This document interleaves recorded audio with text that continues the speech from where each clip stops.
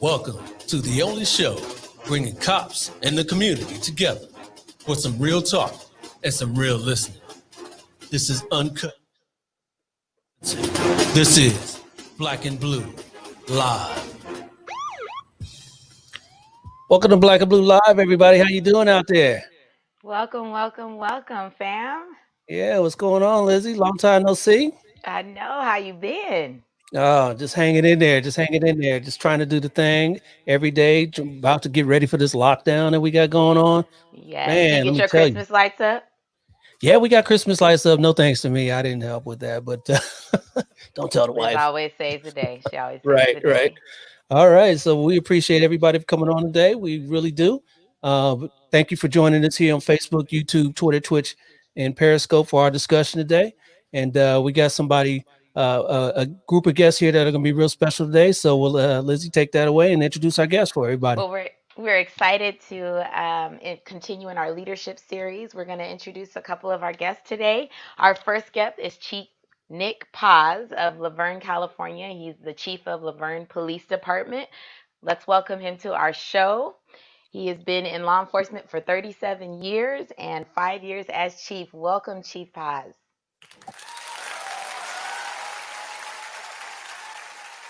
How you doing, sir? Good. How you doing, Dale and Liz? How you Excellent. doing? We're good. We're glad you joined us. Thank you. Thank you. See, you got the palm trees and everything. A little R&R. Yeah, Looks Awesome. good. Awesome. Wonderful. Well, thank you for joining us. sure. We want to welcome our second guest, Chief Armando Guzman, out of Miami Springs, Florida. He is the chief there for 5 years, Miami Springs PD. He's been in law enforcement for a total of 40 years. We're excited to welcome him in. Welcome, Chief Guzman. Thank you. Thank you for joining us. We're so excited. And thank you all again for joining us today. So, without that, let's move on and talk All about right. it. I think our third guest, we're supposed to have 4 guests here today. It looks like one of our Oh, third guests wonderful. is about to log on here in a minute. As soon as he gets a connection, we will get him on once that's all established here. So, gentlemen, thank you for joining us here today. We appreciate you, and we love that you came on today and continued this discussion with us. Actually, Chief Navarro is with us now. We will get him on right here. Everybody, welcome in Chief Navarro of the Santa Rosa, California Police Department. Welcome, Chief Navarro. Thank you for joining us. Chief, can you hear us? Looks like he's still getting himself together. We will bring him back once he's all set. But thank you again, gentlemen. This is live, ladies and gentlemen. This is live. This is live. All right. So thank you again for joining us on Facebook, YouTube, Twitter, Twitch, and Periscope.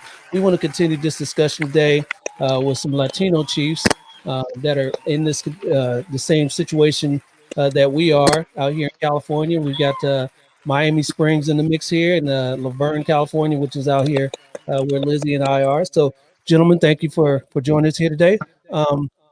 You guys are chiefs in your respective departments. How long have you've been chiefs? How did you know you were going to continue that road? I know we talked about how many years you guys have been on the job, but how did you know that this is what you wanted to do? Yeah, your progression to become chief. How did that work out for you, both of you? Go ahead, Chief Guzman. To be honest with you, I never thought I'd get to be chief at an organization.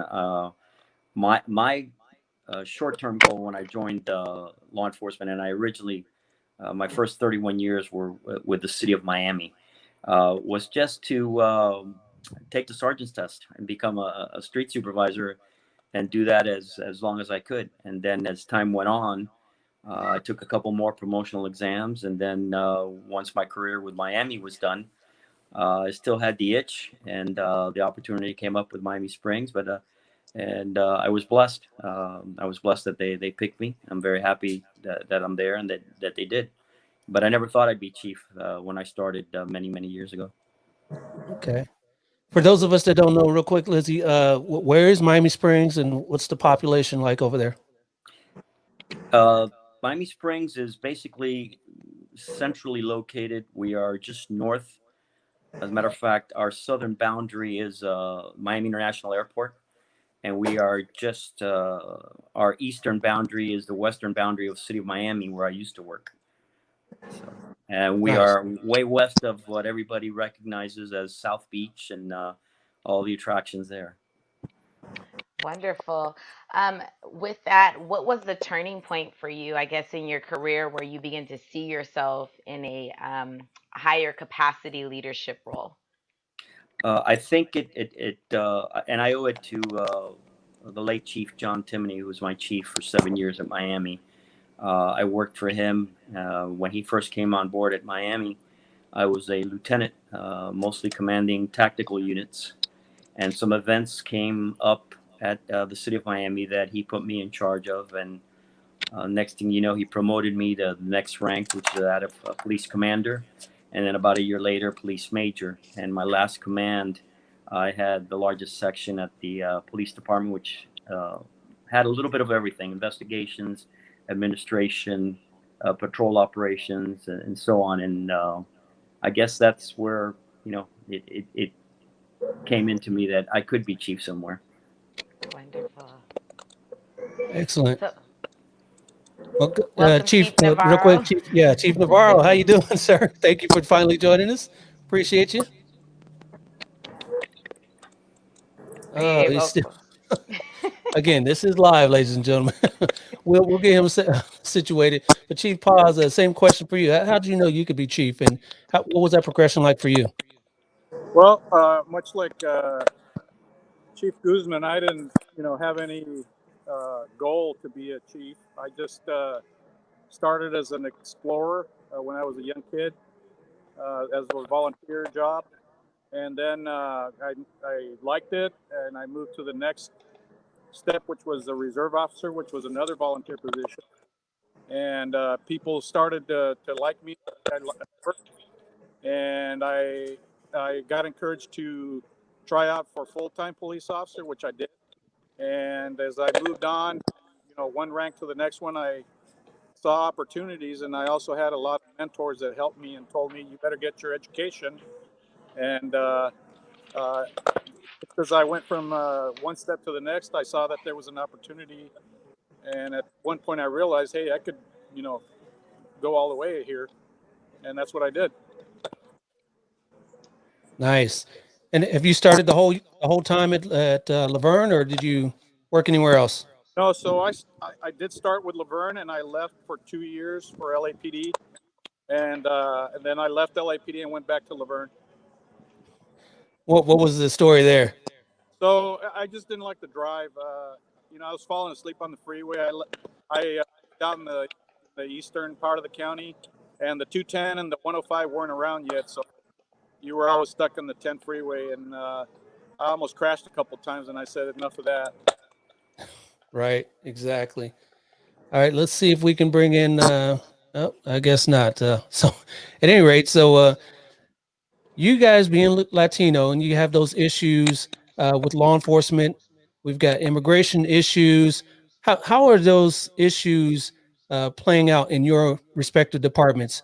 I know out here in California, we have the issues where law enforcement doesn't necessarily cooperate with immigration officials, sanctuary laws, and things like that. How do those relationships with your communities play out in law enforcement and the Latino communities? Go ahead, Chief Paz. Oh, so for us, it's not really an issue because we're so far away from the border. Where I see that playing more is with chiefs that are closer to the border, and they have the immigration problems. Honestly, we don't deal with a lot of those immigration issues, so I don't even have an issue with it. Yeah, maybe a little different out there in Miami Springs, Chief Guzman. Well, like Chief Paz, we really don't have that sort of issue. The larger departments might encounter it a bit more, but not in Miami Springs, no. Okay. Do you feel that part of the reason why it's maybe not at the forefront is because of your relationship with the community prior to maybe some of laws or legislation that may look unfavorable? Do you feel that, Chief Guzman, that your relationship, your community building has played an effect to keeping positive relations with that community? Well, we do have a good relationship with the community. A while back, about a couple of years ago, they did a poll, and we got 90% support from the community. So I think that does play a big part in that. Chief Guzman, would you agree also? I'm sorry, I really didn't catch your question. It came breaking up, or it broke up. Understand. Do you feel that community relations have helped build because of relationships with the agency or um, in those communities, it helped prevent it becoming an issue or magnifying the issue within your department and relationships with the community? Well, I can tell you that in my career, community relations has just leaps and bounds ahead of what it was when I first started. So our community, we have a very good relationship with our community. They're very pro law enforcement. They back us. And now, as the holidays approach, we're constantly getting cookies and candy, and the kids stop by and give us Christmas cards and things of that nature. So it's really heartwarming and really good, the relationship we have. Wonderful. Yeah. So, Chief, so what is your leadership style? I mean, are you more authoritarian? Are you one to, take suggestions from your staff? What sort of leadership style do you have, and how'd you come up with it? Myself or Chief Boss? Both of you, actually. Since you're Oh, since you're speaking, go okay. ahead. Um, well, I guess a lot has to depend on the situation. If we're in a intense or high threat or high risk, or I can't sit there and debate or hey, what do you think about this or what do you think about that? But when it comes to other types of situations, I like to take feedback or suggestions. As a matter of fact, at Miami Springs, I have what I call a shift rep meeting, where the shifts, the investigations, other units within the department have a representative, and we meet. My first year, we met every month. Very informal. I would bring in cake or cookies or something like that, and we just talk. And it's a more direct line of communication with my officers, because bottom line, they're the ones that are going to be affected by my decisions. So I get direct feedback and input from them, and vice versa. Yeah, So I guess and I learned that throughout my years from the various folks that I work with, and I guess that's how I came up with my style. mentorship. Let's try one last time. We can get Chief Navarro from Santa Rosa on. Welcome, sir. Can you hear us now? I can hear you. Yeah, thank you. All right. Let's give you a round of applause for that. Perseverance, right? Yes. Sorry about that. Thank you for your patience. No problem. No problem. Welcome to the show. Thanks. Welcome the other chiefs here. We've got Chief Paz from Laverne. We've got Chief Guzman from Miami Springs, and yourself from Santa Rosa. So welcome. Thank you. All right. Thank you very much. Thank you for having me. All right. So the question we were posing to the other chiefs here was your leadership style. What sort of style do you have, and how did you develop it? So yeah, I see myself as having a participatory leadership style. We do a lot of work here to try to get everybody involved in our command staff. I think through that has become very innovative, and it works pretty well. I think for me, over my career, I've always been someone who's tried to listen to other people and kind of hear what they needed, and it's worked real well. And you have to really balance that with making sure that people are understanding the communication going out. But it's worked for me throughout my career, so it's been. I think that's it's helped us out here in the last year, especially with everything going on. Excellent. Chief Paz, what would you say your leadership style is also? Aside from a tactical situation for everyday administrative stuff, I realize that there's a lot more smarter people out there than me that work for our department. So I'm very flexible. I'll get input, and at the end of the day, my question to me is, can I answer for whatever we're gonna, decision we make, and if it's a yes, then we go with it. Like the other chiefs, we do have meetings that include all my staff. So they get to say their piece, I get to say my piece, and usually we come up with something that'll work. But I'm open to a lot of suggestions. I'm not the smartest guy in the room. There's a lot more people out there that are smarter than me, so we just work together. Yeah, I've always heard that about coaches in different sports, that surround yourself with smart people and then help you do your job well. So yeah, love that. Do you all feel, and kind of following up with that, Chief Paz, that well, let me ask this. What do you all do? How do you mitigate conflict within the conversation? What are tools you would suggest for upcoming leaders or other leaders to employ when there's opposing views or opposing opinions? How do you bring everyone back to the table? For me, it's look at the facts. A lot of times people want to make decisions based on feelings, and that's not going to work. So I just kind of stick to the facts, and I mean, what's worked for me throughout my career. People don't like change, but they want change. So it's just look at the facts, and again, make the best decision that we can make. Yep. Chief Navarro, what would you say to that? Yeah, I think it's important to try to first of all think about everything, all the possible outcomes and concerns. But I think for us, we try to allow people to basically work the team, right? So we'll have a person who's in charge of a project, and they're the ones that are going to facilitate. And so we all kind of learn from each other, and it's that's how you become better, right? So you're watching the next person who talks about their project, and if there's a conflict, they're the ones that are working through the issue.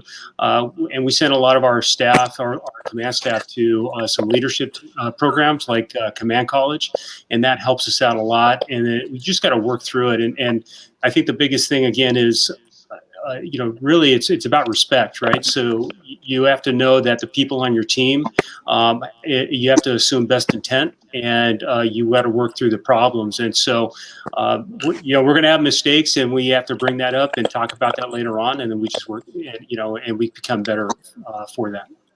All right. And real quick, we didn't get to your introduction. How many years in law enforcement? And how long have you been the chief?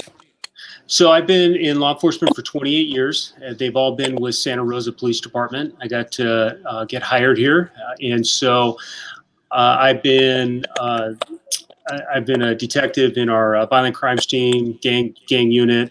I was a field training officer, and I've been the chief for just about a year and a half now.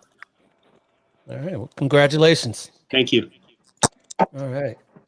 And since we aren't all Latinos, I guess all in heart we all are. You are all Latino chiefs. Has there ever been a Latino chief in your respective departments? Are you the first, or was there any before you? Or go ahead, Chief Paz. Yeah. So no, I'm the first one, the 21st chief, and all of prior chiefs, have been Caucasian. So. All right. Congratulations. How about yourself, Chief Guzman? Yeah, I'm the first. Okay. All right. A room full of first. All right. Chief Navarro? Yeah, I'm the first one. All right. Hat trick. All right. With that being said, Chief Navarro, would you be willing? Did you have any obstacles that you feel maybe throughout the career in this journey that you could share, and more so the tools you use to overcome those obstacles? Yeah, you know what? I don't know if this is what you're expecting, but one of the things that I had a big problem with through my career is I'm not fluent in Spanish. You know, I grew up in a middle income household, very loving family. My parents spoke fluent Spanish, but I think I grew up in an era where it wasn't really pushed, or reinforced.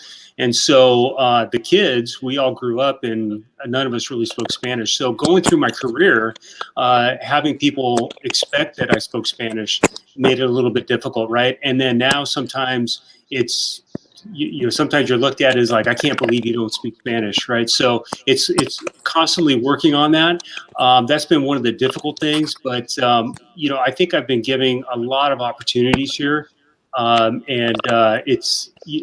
you always try to be successful, not because of your heritage, but because of the work that you do. And so those are the things that I constantly have been, I guess, striving towards and trying to overcome.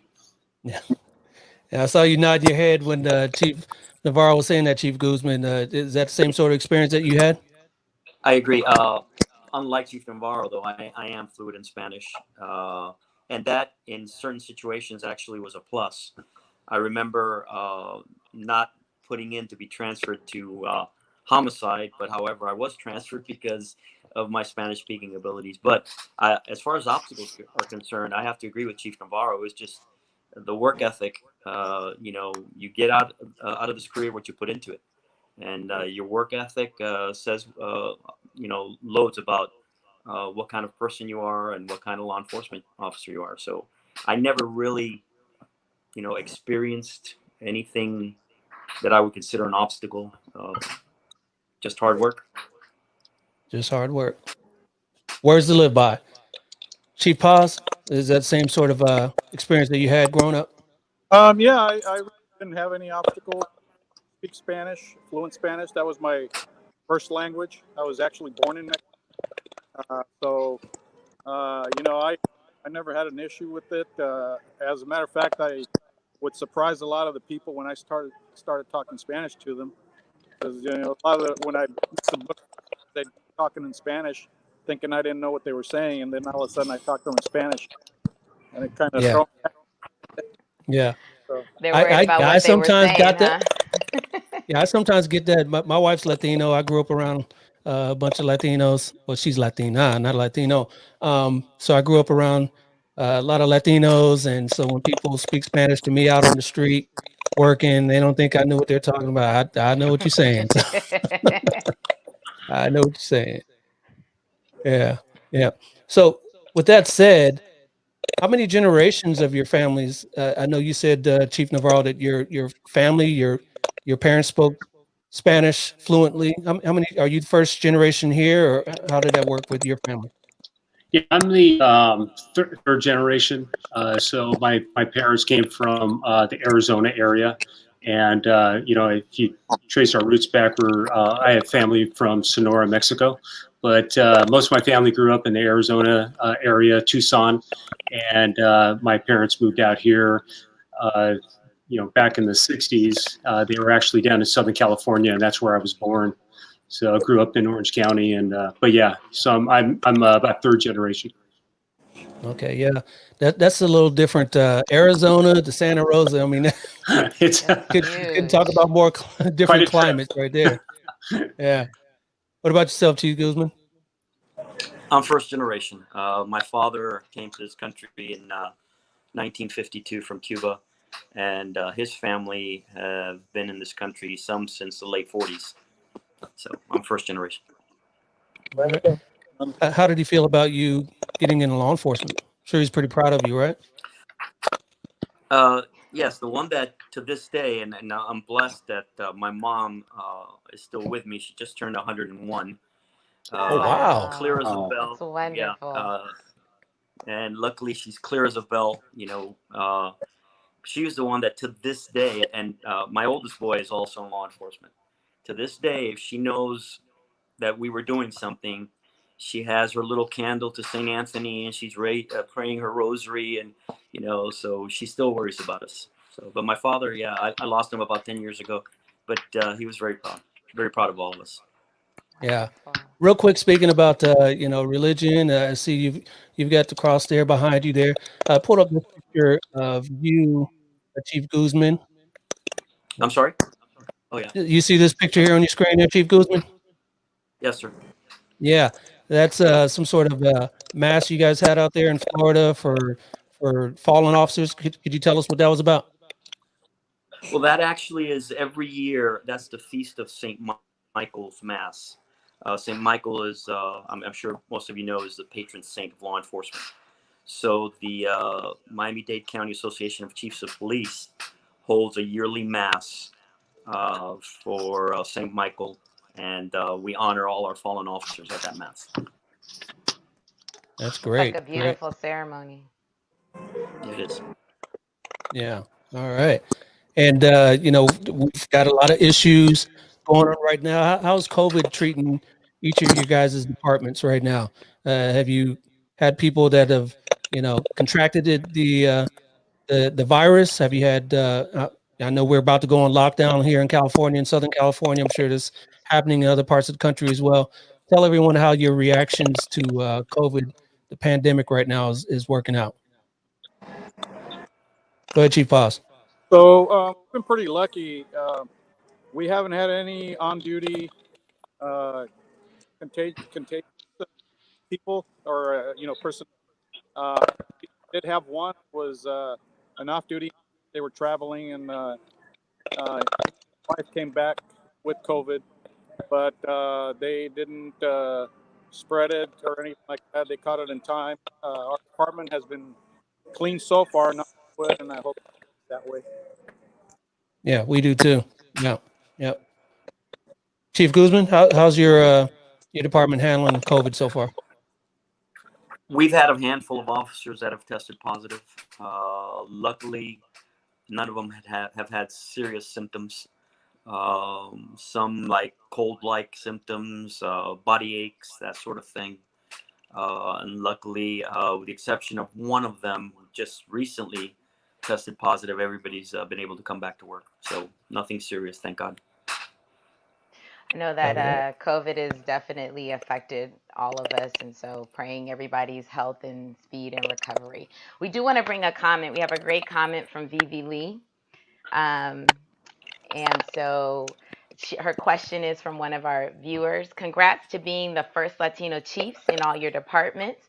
What would you tell the Latino community about engaging with your staff and vice versa, especially in these difficult times? So Chief Navarro, if you would lead that off, what are some of the things you advise or expectations in engaging with the Latino community members that you direct or have the expectation of your department? Yeah, so we use a city community empowerment program to help us out with engaging our different communities, and we use a lot of nonprofit partners to help out.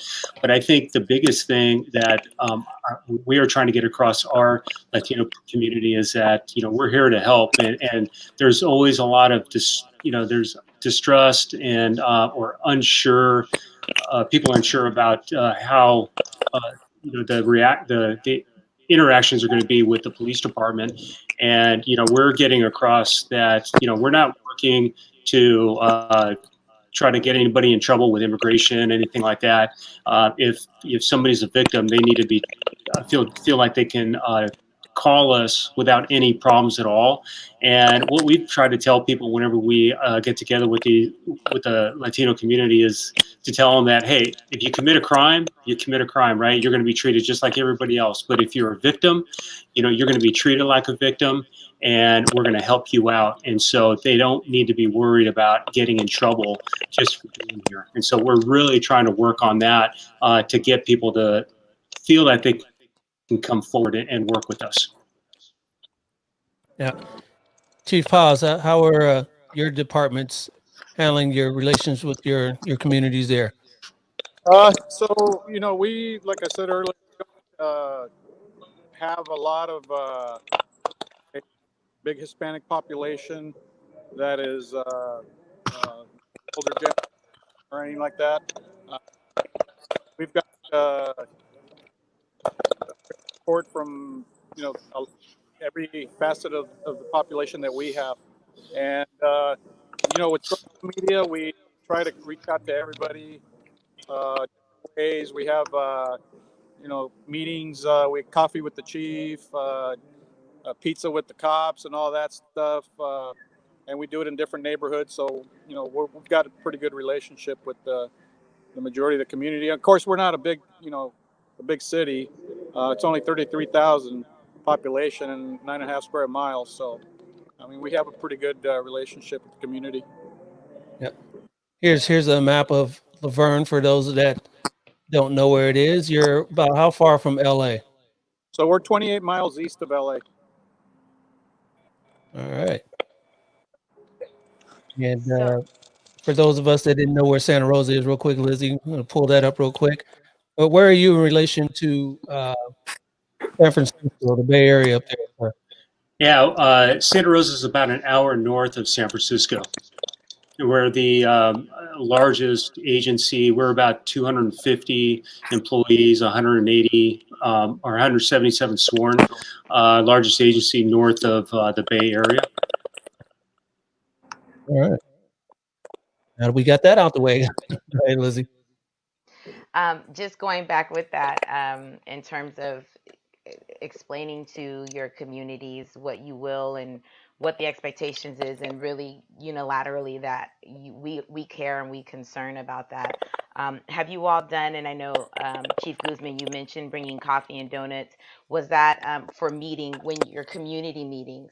Are you guys meeting in the community? Are there opportunities for the community to come sit and talk with you? A lot of times I'm finding that our community is not aware that we are offering these opportunities to meet and talk with them so that we can hear their voice. Is that something your departments are offering to them? We can start with you, Chief Guzman. Yes, we've done that in the past. Coffee with a cop, things of that nature, or community meetings. The local women's club, where they've invited me. The Rotary Club, where they've invited me.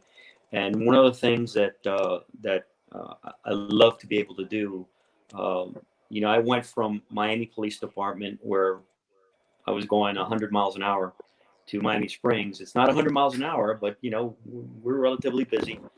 But I still have the opportunity that if somebody shows up and they want to talk to me, if I'm not working on something pressing, I will take a few minutes and go down to the lobby and talk to them. If not, then they can make an appointment.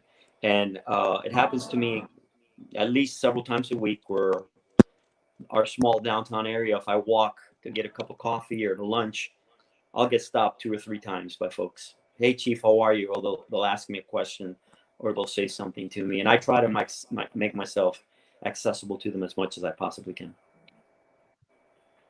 All right, great. So what are some of the challenges each of you have as leaders in your organization right now? I know 2020 has been challenge after challenge after challenge in itself, but what sort of challenges do each of you have as far as managing your cities, managing your employees? What sort of challenges do you have moving forward here? Do you foresee in 2021? Go ahead, Chief Navarro. Yeah, 2020 has been pretty crazy. COVID hit us pretty hard at the very beginning. We actually lost one of our detectives to COVID, and then we had about 8 other people test positive immediately. So we had to do a bunch of restructuring and cleaning, and we were able to get it under control, and we haven't had any problems since then. So COVID's been a huge issue, and it's really hard to connect with the community because you can't do the face-to-face, with coffee with the cops anymore. We used to have a community police experience, kind of like a citizens police academy, and so we're starting to look at how to do those virtual. And for 2021, I'm implementing what we call a youth community ambassador team, and it's going to be about 12 to 15 people from the community, and that's going to help us because what we've found is it's difficult to it's difficult to get people coming to our things, right? Our meetings. And so the challenge for us in 2021 is to reach out, use these community members as ambassadors, and find out where we need to go and go to their meetings, right? And it's going to be virtual. That's going to be the tough piece moving forward. But I think that's probably been the toughest thing. And then, with the protests, we've had a lot of issues with that, and so we've done a community empowerment plan and program, and we're continuing with meetings to get over the hump and do better at engaging and showing people the type of employees that we have. All right. And we'll get back to that question real quick, but I do want to bring up, speaking of the protest, all of our cities were affected by it, and we went forward with it whatever way we did. I see a picture here of you, Chief Navarro, how you were out there actually kneeling with some protesters out there in your city. So I want to commend you for that. How did you in your city deal with the protest? Were you overwhelmed? Were there a lot of protests out there? How did you do that? We had about 7 days straight protests, and the beginning of the protest, I kind of I refer to them as demonstrations, right? The first 3 or 4 hours, everything was very. There were a lot of people, but it was peaceful, right? There was no violence. Now, once it became dark, a lot of the organizers left, and then there were left people that were out there who there was no leadership, and then other people came in, and we had vandalism, we had assaults, and so it was we had to adapt every single day. Every single day was different, right? So the first day was just a lot of people. The second day, the groups split off into multiple groups, went to the freeway, went downtown. And so we had to adjust how we were doing things. And then we had, I don't know if they're experiencing sideshows in other parts of the country, but, these people are spinning donuts. So we had to deal with that.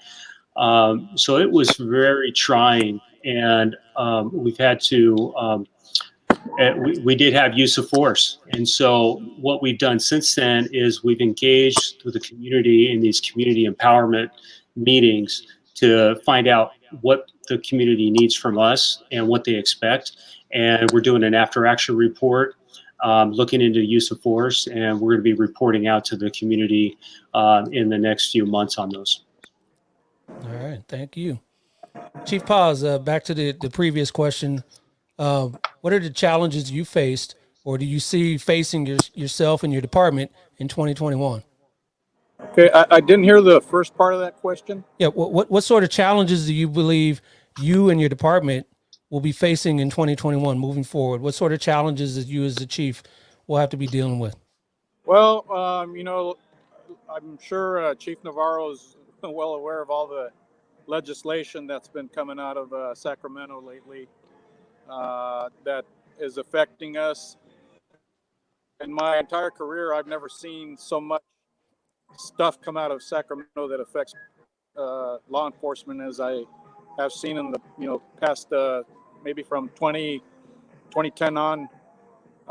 So we're expecting some things to come out of Sacramento regarding use of force, regarding releasing of documents that were once confidential, and just as a chief, the regular things that you're faced with every day, disciplinary issues, personnel issues, and stuff like that. Those are the kind of things that I am waiting for in 2021. Hopefully this COVID thing is going to be over as soon as they start getting this vaccine out, then hopefully we won't have to deal with it anymore. But if COVID's still around, that's something that we're going to have to deal with also. Absolutely. And last but certainly not least, I don't know if you heard that question, Chief Guzman. What sort of challenges do you think you and your department will be facing in 2021? To be honest with you, about the only thing, well, not the only thing, one of the biggest things that I see, and I'm sure other departments are facing it, is budget issues. Budget issues due to revenue that is not coming in the way it used to be because of all the COVID issues.